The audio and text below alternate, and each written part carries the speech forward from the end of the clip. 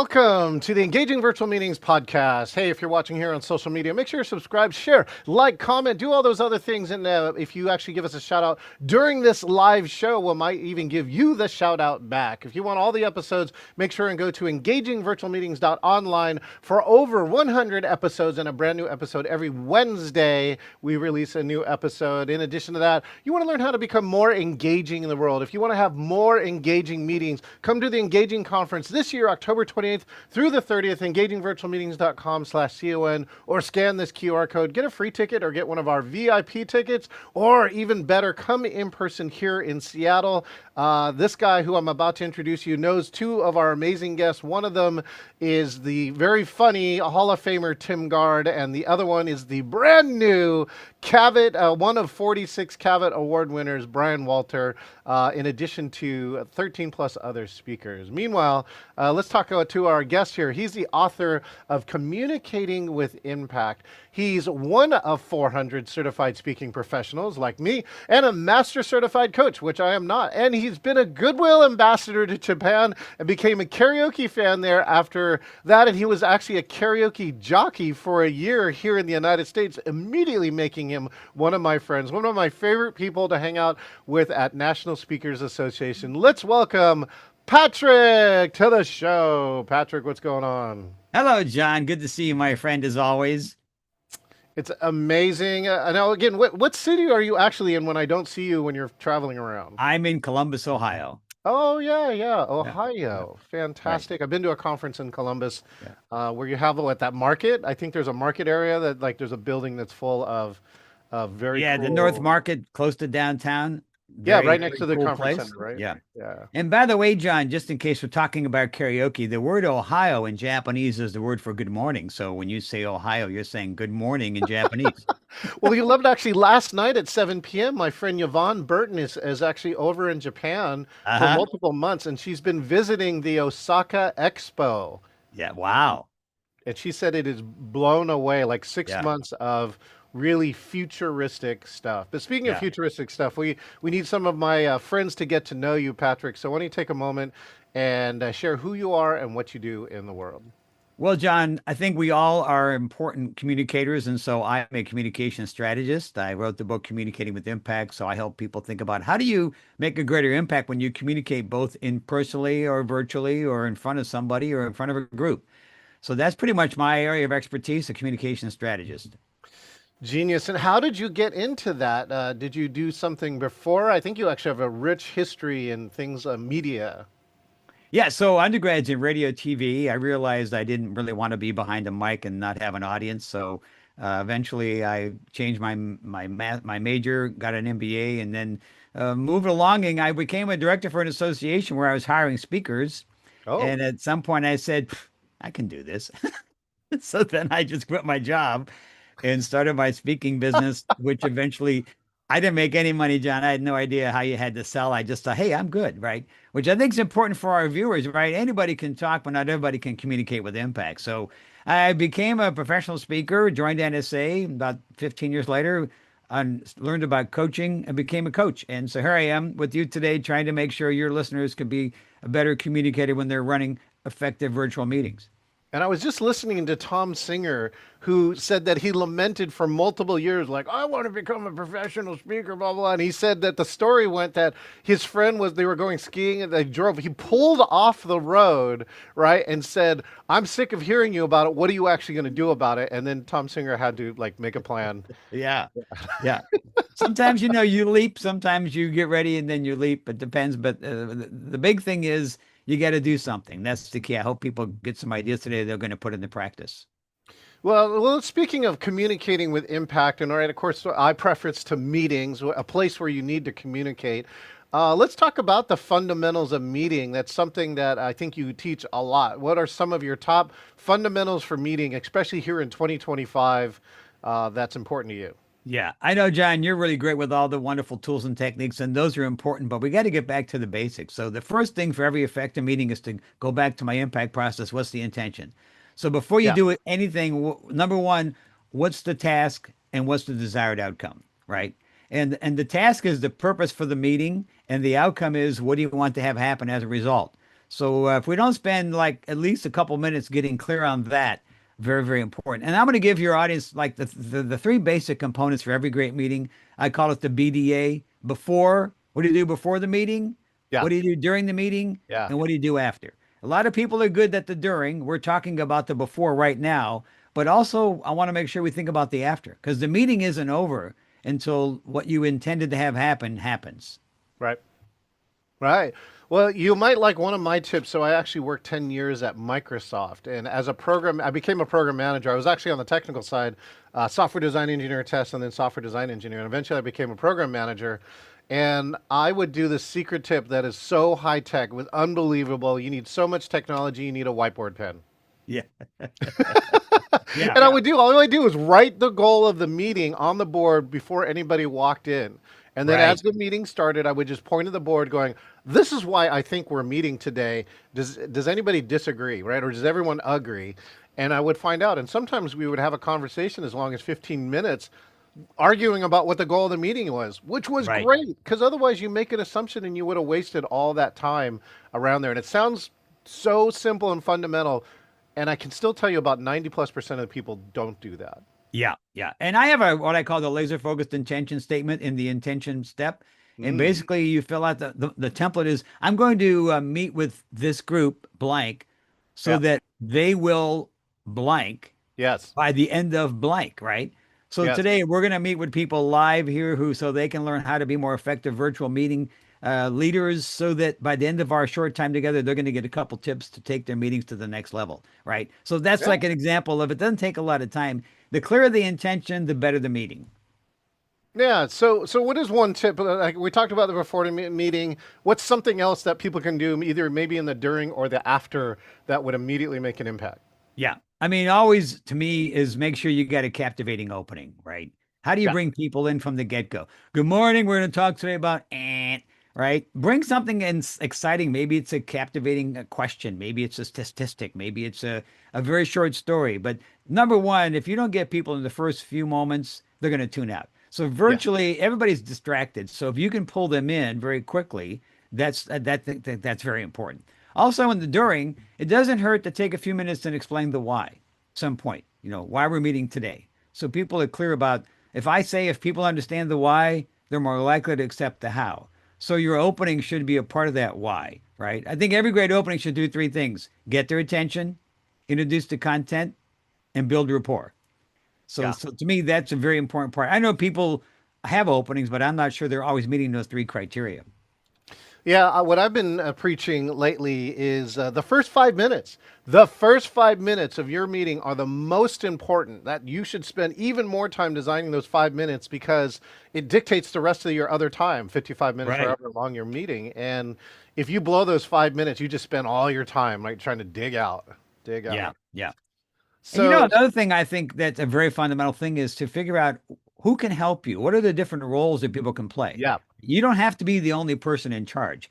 yeah, You like as you may know, when we're doing virtual meetings, I have always a virtual host that helps me yes, because it's hard to be doing the meeting and running all the tools and technology. So that might be one role. Maybe you got somebody, I call that technical support. Maybe you have somebody who is a timekeeper. Maybe you have somebody who's your break buddy, so that when you go to breaks, that person can help facilitate the breakouts if you're doing those things. So again, in addition to having a really good opening, spend a few minutes and think about who can help you and assign some roles. yeah. Really find too the other reason why to assign people roles is because they immediately become engaged. You gave them a job. They have Right. something to do, and if they want to be good at it, they have to pay attention in the meeting. Yeah, the number one thing I usually delegate is like maybe sometimes a chat monitor, someone who will handle the chat if I'm being the presenter. Yeah. And Yeah. it can be anybody in the audience as long as they have some basic set of skills. I think Yeah. that's key.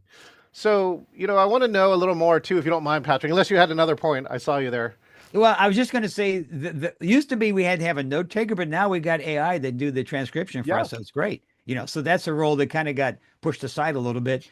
But one last thing I will say is at the beginning, make sure you explain any ground rules so people know how to play the game. Hmm. I mean, simple things like how we're going to handle questions throughout our meeting today. if you don't tell them up front, you might get interrupted. You might say, "Hey, we're gonna, we got a formal Q&A at the end, or we don't have any formal Q&As, so we'll be taking breaks every 10 minutes or between X points." So just the ground rules are really important. But go ahead, let's go over to the next topic. Yeah, no, I totally agree with the ground rules too, because every meeting, this is why leadership or you, the host, the facilitator of the meeting is so important. You set the culture of the meeting. Things like even cameras on or cameras off is Right. one of the ground rules, right? And again, it can be a suggestion, but it can actually change, a lot of the dynamics of the meeting. I really want to find out too, that Patrick, you've been in business for 15 years, so you've had to go through a bunch of stuff. And COVID was one of the big stuff for us as speakers. I want to know what happened, where were you, and what happened to you in March of 2020, Patrick? Yeah. So ironically, like everybody else, I had a bunch of programs on the books, and then all of a sudden we got the call. Now, luckily, I only had one program that got rescheduled, didn't get canceled, but Ooh, everything else we were scrambling to go virtual. yeah. So literally, I think the week we had the shutdown, the next week I had a program. So, and here's the thing, I work with some universities, and so you would think they would know how to run virtual meetings. They had no idea. So we had to do like a prep call to make sure we can convert everything. And I even had one, this is really interesting, John. I had a keynote speech I was doing for 700 people, and we had to push that to virtual. And so what I did, which I thought was kind of fun, and you might, maybe you've done this, is I asked them to give me a co-host so that I could do all the activities with the co-host. So because I can't engage people and you don't have cameras on for 700 people, I had Oh, one of their um, board members work with me, and I'd say, "Hey, Tammy, come in for a minute." And then Tammy and I would do the thing that I would normally do with the audience. She would play the game with me, then she'd go away, then I'd bring her back. So I had to really think through, and this is very early, so I didn't even know all the bells and whistles. I was kind of making it up, but I think that concept of bringing her in was really helpful because A, the audience knew her. She's a board member. yeah. B, it was another person to bring a little more activity and diversion as opposed to just me. So, anyways, that's kind of what happened to me. And the good news is a lot of my clients still want virtual. So sometimes I have clients that say we'd like to do an in-person, and then we do the same thing in a 4-hour format virtually. So I'm Hmm. still doing a little bit of both. Yeah, yeah. I think I'm still like, I think Talkadot still says I'm like 70% virtual, but 30%, and especially in hybrid. Some important things inside of there is one is the prep call, which is lots of people were trying to do these things without rehearsal, which I Yeah. thought was a train wreck. But I think you'll love this story, which was I submitted this. I'm not a fan, but some conference asked me to submit a video of my talk, right? And then all they do is replay all the videos and the talk. And I brought in 4 people in my talk and they rejected the video, Patrick. What? They're just like, this appears to be another talk you recorded for somebody else. And I said, no, you don't understand. I brought in 4 people inside this program for your talk so that I could interact with somebody because it's recorded. And they're like, Wow. oh, and then they accepted it. Yeah. Interesting, huh? How people have a perception, right? Yeah, That's yeah. something I talk about in my in the clarification step, something called selective perception. The meaning of the message doesn't come from the sender, it comes from the receiver. And in this case, you had a great intention, but the reception was misinterpreted because they thought, "Oh, well, this guy is sending me a video he did that for somebody else," because they just had selective perception. Studies showed that up to 70% of your message is screened by the receiver. So Yeah. when we're running virtual meetings, we got to make sure that we don't make a lot of assumptions, and we make sure we do things to make sure that people are clear and understanding. So that's why I know, John, I just love what you do because you bring in all these tools and technology, but they're always used with the intention. They're not like, let's just have some music or let's just, type Right. in the chat. Everything's got to be intentional to make sure people are focused and help you achieve the outcome you set. Yeah. Thank you for that, Patrick. Because again, I tell people that you can't just use technology for technology's sake. And again, if it has a purpose, the attendee gets even more engaged, going, "Oh, that was really crafty, right? That was Yeah. I'm enjoying this." All these different things. Um, let me just check. Have you heard of the USDLA, the United States Distance Learning Association? No, I haven't. I'd love to hear more about that. I'm actually now the producer of their conference 2 times in St. Louis, and they're going to be back. And I just said, if you're talking to universities, again, there one is lots of universities already do distance learning. And so they're all members of USDLA. And Right. second of all is that they had never seen production like mine. And so I think they're still working on how do we deliver these programs, to our remote learners there's always still something to learn inside of Yeah. that. Yeah. And I think it's so critical that engagement is a very important part of every meeting, whether it's in person or virtual. But John, virtually you got to be even more engaging. And I think that's what you do so well. I always admire you because I'm like, you're just a Oh, master at, really keeping people interested and engaged with the purpose, right? And that's why I think you blew them away because they're used to professors who are getting up thinking they're just in the regular classroom like a talking head, blah, blah, blah, yep. blah, blah, blah. Blah, blah, blah. Yeah, yeah. Again, one of my other edicts is that we spend half of the time letting the audience talk, right? And professors almost never do that. They're like, oh, just trying to cram in more information. But Yeah, instead, right, we turn this into a conversation and it's right, so, so right. important. So that's actually interesting. So for you, like when you're actually an attendee, what has to happen for you to be engaged in a virtual program? I know you attend a lot. I've seen you in the audience. So I'm just curious, what are some of the top things that Yeah. need to happen for you? Well, first of all, I love something visual if possible, right? So if there's some slides or if there's a video or if there even a handout, I'm a visual learner a lot of times, so I like something tactile that I can touch. So if I'm in a session where they don't have any visuals, I know people say you don't need them, and I know people overuse them, but to me, I can tune out pretty quickly if there's just a talking head. So that's one thing that's important for me to make sure Yes. that I'm engaged, visually. I also like to be engaged, emotionally. So humor is fun, questions are fun, but anything we can do to make sure we're bringing people in. I like to use the phrase get them involved in terms of physically, mentally, and emotionally. So you got to Hmm. do all three of those things. Many people are, getting people involved, you know, mentally, but emotionally and physically are also important components. On the visual side, how much work do you do on developing slides? Is that part of the communicating with impact system? Oh yeah, yeah. And I like to tell people that the slides should be done later in the process. I know people that they start putting their slides together. They don't even know what their message is, their intent. Like the slides are there to reinforce, not to be the presentation. So yeah, I use a lot of pictures, a lot of graphics. Yeah. I like animation, not overdone, but I want people to see what I want them to see when I want them to see it. If you put Yes. up a paragraph of 7 bullets, they're reading ahead and they're not paying attention. So a reveal, like it's so simple, John, but even a reveal can keep people's attention. Let me just check in too. Or friend check. Have you ever heard of a guy named Rick Altman or the Presentation Summit?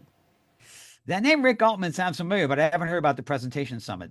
Oh, you'll have to hang out. So this year it'll be a virtual conference. It's probably in its 23rd year. And like, what do they have? They have like 18 of the 36 PowerPoint MVPs as instructors. Oh, wow. So Yeah. if you, all I can tell you is that my visual game has been increased every year I've hung around these people. Yeah. So go check that out. Actually, it's coming up in October and it's all online. So Oh, you actually get perfect. to meet presentation designers from around the world, Yeah. including Germany and some other companies, I love countries. that. Yeah. So, and the other part, Patrick, again, you've been in the business for over 15 years. I see the Anne Rand book, at least on your virtual bookshelf. Um, what do you see in the future, right? What's either a wish that you have, or what would you like to see in virtual 10 to, 5, 10, 15 years from now? Yeah. Well, I know that at some point we're going to be getting to more of a 3D experience. I would love to see how that's going to pan out. I don't know yet if it's really being used, but again, technology is advancing so quickly. I'm looking forward to the other ways that we can really, bring people in. And I also feel like we can't neglect in person. I just know virtual is a helpful. So I think we're seeing some hybrid. John, before COVID, I was doing hybrid. I had a client was a bar association, a state bar association, Yeah. and I spoke in Columbus, and we had a remote class in Cleveland and one in Cincinnati, and we had remote monitors in the room. So I was like talking to the group, and I'm talking to the camera, and we got people in different locations. So this is nothing new, but COVID really pushed it to the forefront. So long distance extended learning has been something that I think people have become more aware of. Now I say as a presenter, it's harder, to do a hybrid because you really got to be thinking about not just the people in the room. So, but I do think that we're going to see a lot more of that. But I hope that we're never going to go away from in person because that's a very important component that more and more people need. Well, I'd love to hear your takes, or what are some of the best tips you have as a hybrid presenter? I've been monitoring this very closely, and even some very, very skilled speakers don't know what to do in hybrid because it's just different enough. So, what are your Yeah. top tips? Well, number one is make sure that you have a remote assistant, Yeah. somebody in that other room that you work with in advance, you plan in advance. So when you do a group exercise, right, your live audience is going into a group, but so is your hybrid audience. So that person is that room monitor. So then they're going to do what you're doing only in that remote area. So that's number one. Number Yes. two, in advance, make sure you get the remote hybrid group all the things that they need. So they get a PDF of the handout, even though Yep. maybe in person you have a handout, but they need to have it as well. Make Yes. sure that they have clear visibility. If it's possible that they can see even your audience. A lot of times people don't have the setup, but I always want to know in advance, what's the hybrid room looking like? What are they seeing? In my rehearsal, I'd love to be able to see the room if I can, so I can make sure I know. I'm a visual learner, so if I can, in my mind, visualize people in another room, then I can talk to them, right? That's really a key that, even in some very high budget programs, they have not had an audience camera or they say they don't have a budget. I'm like, why wouldn't you make budget for something like an audience camera? It is the number one question that virtual attendees have, which is like, what does the room look like? Yeah, And yeah, in addition to that, it adds to the program. I'm wondering if it'd be cool if I could find some research around it. But like in my setups, I have 4 cameras, and yeah. 2 of them are dedicated to the audience. And so that what I've gotten is that people have come around here and given me comments like this, which is like, this has been the best hybrid I've ever attended. And the other comment was, I feel like I'm in the room. Yes. I Yeah. feel like I'm in the room, and You I know think, what, John? You yeah, can take an old phone with a camera and make it an audience. I mean, you don't have yes, to have a lot. You can take your iPad and turn it into a audience camera. It doesn't have to be, high tech camera, but something simple like that is another piece of engagement because people then start to feel like they're a part of it, as opposed to just a little head on a camera screen. You get to yes, see the audience. And as a presenter, I like to see what they're doing. And a lot of times I'll even comment. I'll say, "Hey, you know what? It looks like wow, it looks like Cincinnati. You're having a lot of fun there. I'm glad you're staying with us." So as a presenter, you want to yes, continually pull in that hybrid audience, mention them by name, yes, even if you can. Go to the remote, say, "We got a question from Cincinnati." Yeah, what yes. they may be typing in the chat, but making sure you're making them feel like they're a part of it. Yeah, here's the easiest tip too. Like, well, you don't. Some people right thinks it's going to cost a lot of money. You can actually take an extra laptop, just as long as it's got a webcam, and it doesn't have to be a great webcam, like you said, but it Right. just has to be put in the right place or pointed back at the audience, Yeah. and it allows people to see that. And again, the trick here is to leave the computer audio, right? So that's how you prevent echo because you got 2 Yes. Zooms running in the same room. Yeah. But that's the easiest trick. Turn on Zoom, turn on the camera, leave computer audio, and just leave it pointed at the audience, and you now have a multicam setup. John, I know you're a tech wizard. Do you have a resource like that? Because that'd be a good resource that you could have for people that like get a PDF that talks about how to turn your hybrid event into a really engaging event by using a couple simple tips, and then you show them. You got one For somewhere? not a lot of money. I do a class called the Hybrid Advantage, but I haven't put together this one pager like this, like the Yeah, top. Like if you could only do 3 things, right? It's kind of like this, like part of the yeah. system. So I think I will put that together for you, Patrick, and send it to you. So Because I think a lot of people think it's so hard. It's not that hard. It's not that complicated. You get a couple cables, you get an old iPad, you get a laptop, and you figure it out. It's not that difficult. But people don't think about it, and a lot of people are intimidated by technology. yeah, actually, I was just helping somebody, and then their hybrid setup, they had like an in-person room with a PA and a mic, and they had ceiling speakers. And for their virtual, they had taken this beautiful SM57 Shure microphone, and they were pointing it at the speaker above. All right, and it sounded okay. That was the Yeah, good news. But like again, that's they finally figured out after I gave them some consulting, they could actually right, plug straight from the mixing board into their computer, and it sounded 10 times better. right. Imagine that. Yeah. Yeah, Imagine that. and it's simple things like again, my undergrad is radio TV, so I learned a lot about microphones. Right, you got omnidirectional, unidirectional. There's simple little things that if you don't understand a little bit of technology, you can really damage. Like as you know, John, the worst thing we can do is have poor audio. Yes. I mean, people Yes. will forgive a little bit of bad video, but poor audio is just horrendous, and that's a big important piece. Again, fundamental. We're talking about fundamentals today. It's a fundamental. Yeah, and the audio is more important than the video, right? As my video can go out here, I'm just going to turn my video off for a second, right? And we can still have a meeting going on because my audio is good. But as soon as my audio goes out, then Yeah, this thing is over, it's right? over because you can't really, unless you're Italian, maybe you can do a lot of nonverbal communication, but even that's not going to make it. Patrick, have I told you my best audio story? Go ahead. I'd love to hear it. Okay, Georgia Healthcare Association, and I'm the virtual MC, and there's presentations coming from Georgia, and I'm here in Seattle as a virtual MC. This keynote starts, and in 5 minutes into the keynote, we lose audio. So as the virtual MC, I jump back in. I actually put myself back in, and I say, "Hey, I understand that we lost, we lost audio. Let me check with the tech team, and I'll be right back." So I play some music, and I then look, and I have a direct text line to the tech team, and then the tech team comes back. I said, "Hey, we lost audio. What's going on?" And they come back, and the reply, Patrick, is, "It's going to be a while." That's all I got from them. Jeez. So as a virtual MC, one of the things you do is figure out, can I save this program? So, Right. so Patrick, you and I are karaoke singers, but have you ever heard of the activity called PowerPoint karaoke? No, I not really. Maybe go ahead. PowerPoint karaoke is where I give you a random slide deck and you have to present it for some period of time, sight unseen. You have no idea what's on the next slide. And so I practice this, right, as part of my improv skills as an MC. Yeah. And so I immediately jumped back in, and all I did was I started presenting this gentleman's slide deck, Yeah. right? Sight unseen. And luckily, I had to do it now too for this, Patrick, 32 minutes. Wow.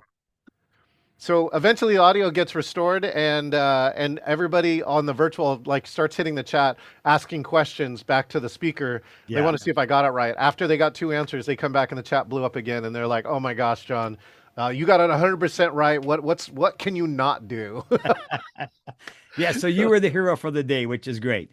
Yeah. I But it just really provided wasn't the about audio. you. It was about the audience. That's what's so important. Again, every meeting person listening today, it's all about the audience. It's never about us, right? So we're always there in service of the audience. And that's so fundamental, John, that we have to keep reminding ourselves.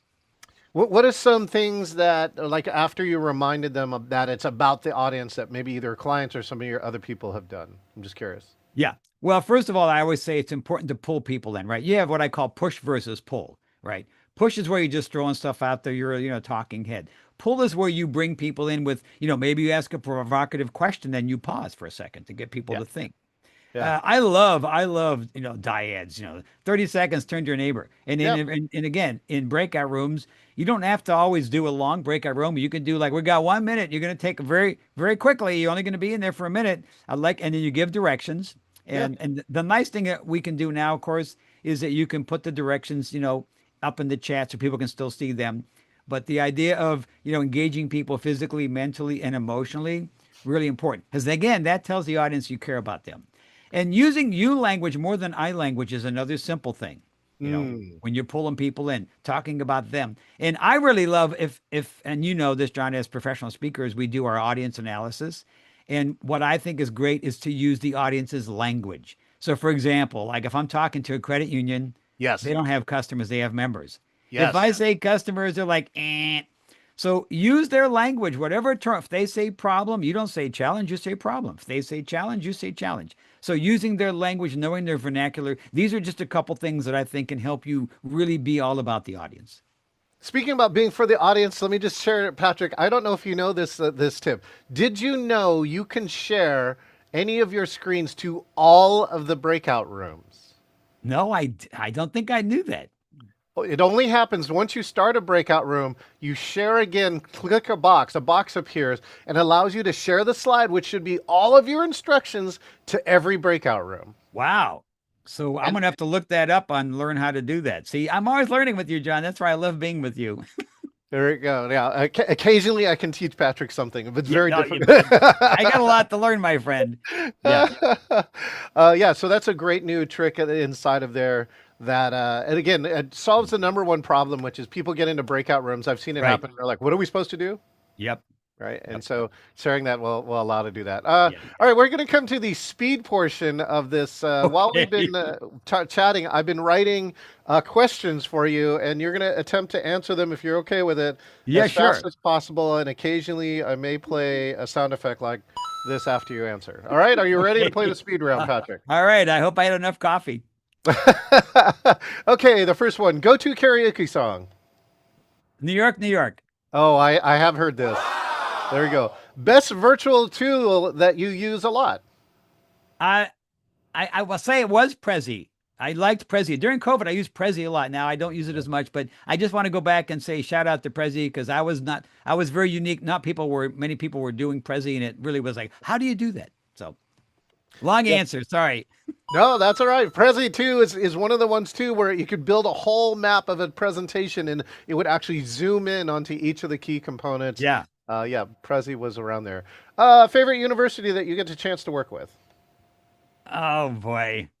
That's tough. I will say Ohio State University because I've been teaching there for 20 years, executive education programs. Oh, hi. Oh, okay. Best book that is not yours. Ah, wow. Fundamentals, 7 Habits of Highly Effective People. Man, it just changed my life. And I still look at it every 3 to 5 years. I try to revisit. Yeah, fundamentals, and every coach will come back to fundamentals. Like all the top coaches are, they're just get back to fundamentals, people. Yeah. Best radio or TV show? Wow. TV show, I have to go with Everybody Loves Raymond. Again, I my grandparents came from Italy. I got this whole Italian thing going on, and my wife is not Italian. So, like, if you haven't seen the show, Raymond and Deb are like my wife and I. We're like, I'm the Italian. She's my grandparents lived next door, by the way, when I was growing up too. So Oh, Everybody Loves Raymond. Number two, multi. Big Bang Theory. Number two. Oh, Big Bang Theory. Very good. All right, let's see. Best radio or TV show voice you can do? Oh, that I can do? Yeah. Good evening, ladies and gentlemen. It's good to have you here as we broadcast live from the John Chen Show. That is genius. That was spot on. Okay, your best coaching question. If you had to magic wand and could wave it, what would you do then? Very good. Magic. Ooh, magic wand. It's very Harry Potter style Yeah, question, right. right? Uh, okay, let's see. Best visual instructor or speaker to you? Somebody Oh, else. wow. That's going to be hard, John. And because I'm with you today, I'm going to say you because you're Aw. really good at virtual and visual. I mean, I'm not trying to get brownie points, but when I think about what you do, I don't know anybody that does it better than you. Oh, well, thank Yeah. you, Patrick. I really, really appreciate that. A best emotional virtual moment in the last 5 years. Wow. You know, I will tell you during COVID, I did a program for Jobs and Family Services, and I had a woman on the call who just started crying, talking about how she felt horrible that she didn't have the resources that she needed to help people, and people were calling her and really struggling. And it really like was so powerful. And I felt like I didn't know I couldn't do much about it, but it was really, really amazing. And that's kind of what I think a lot of people didn't see during COVID was all the people that were struggling. And these are the folks who got those calls about, I lost my job or I got laid off. And anyway, so it was really just I got never forget that moment where she was very vulnerable. Oh, well, thank you, Patrick. I did hear about one that was like that. Somebody that was in like a 300 person, company meeting, but shared that he was diagnosed with cancer like in the past week, and the whole Wow. meeting changed. Yeah. The whole meeting, like people just started supporting him in the chat and Yeah. all sorts of other Yeah. stuff, and it was an immediate shift inside of the meeting Yeah. with that. Oh, Patrick, thank you so much. If you could get people to magically remember, so this is my magic wand. I'll get a magic wand you. If you could Okay. have a magic wand to get people to remember one thing from this conversation, what would that one thing be? Yeah.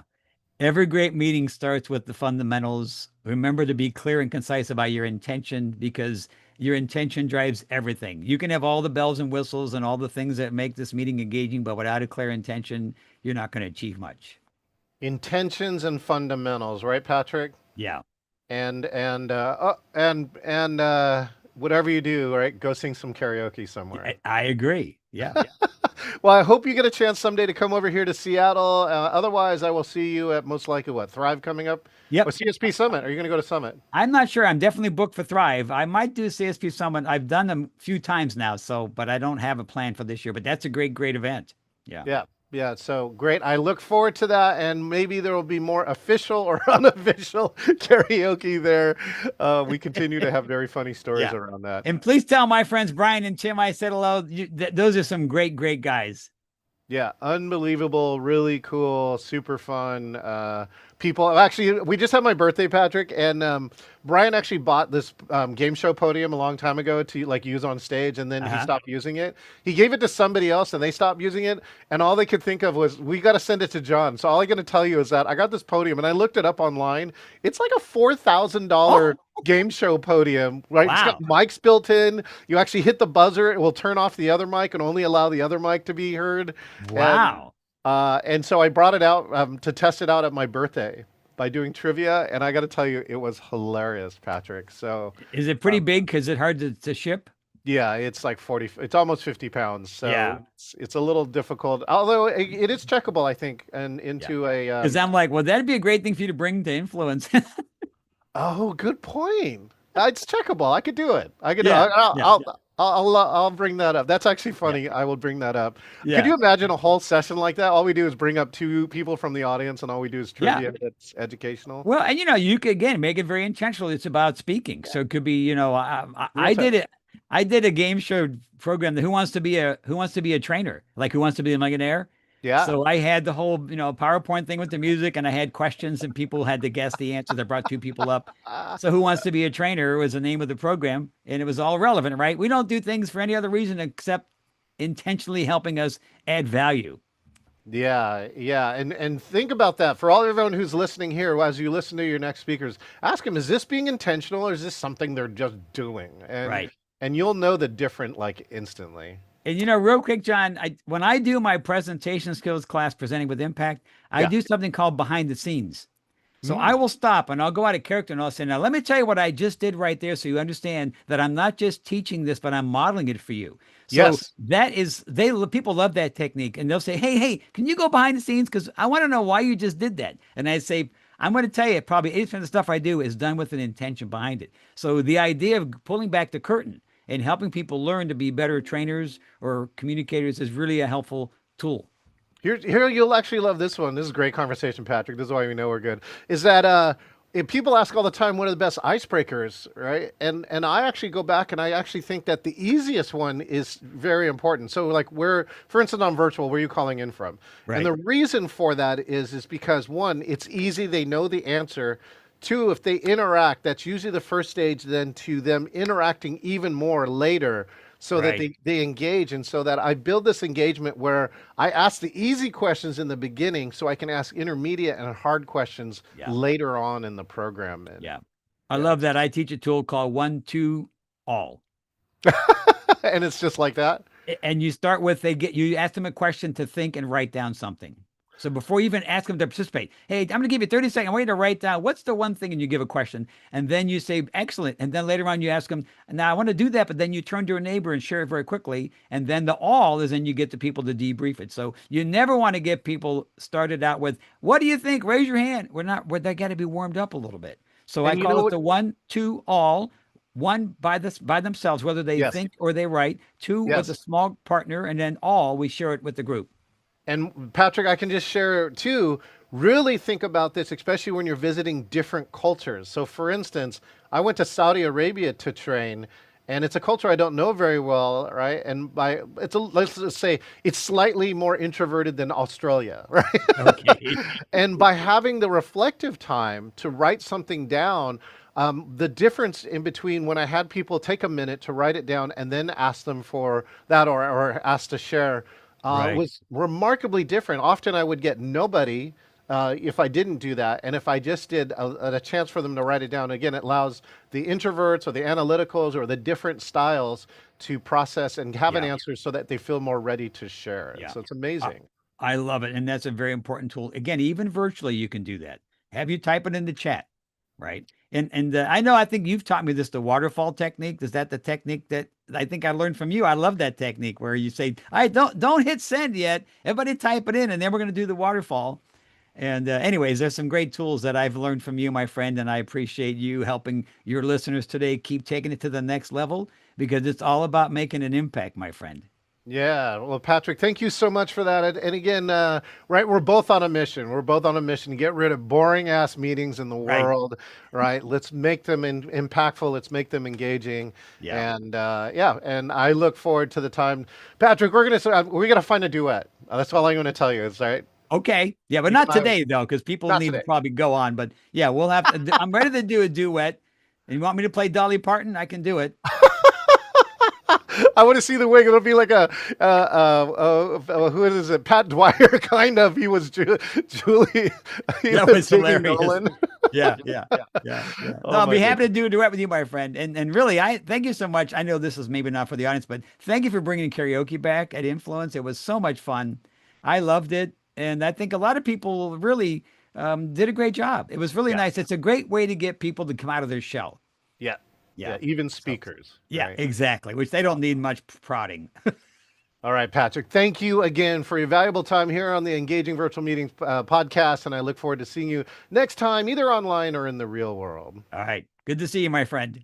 Thank you, Patrick. All right, we've been talking with Patrick, and he says two things: fundamentals. Do you got your fundamentals straight?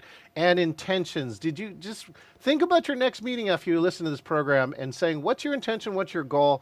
If you don't have it, spend the time and figure it out. Speaking of figure it out, make sure and subscribe, share, like, and comment here if you're here with us on social media. And let's see what else we got here. Oh, yes. If you want to see all the episodes of Patrick and everybody else, go to engagingvirtualmeetings.online. A new episode releases every Wednesday. In addition to that, you want to learn how to be more engaging in the world and visit some of Patrick's friends, Tim Gard and let's see, Brian Walter and so many others that are going to be there. Richard and Leah Bliss. We get both of them. That if you're looking for LinkedIn experts, they're all going to be here at the Engaging Conference. See all the speakers here at engagingvirtualmeetings.com/CON. And if you want to be like Patrick, go to engagingvirtualmeetings.com/meet, select interview, and you too could be the next guest here on the Engaging Virtual Meetings podcast. Until next time, we'll see you.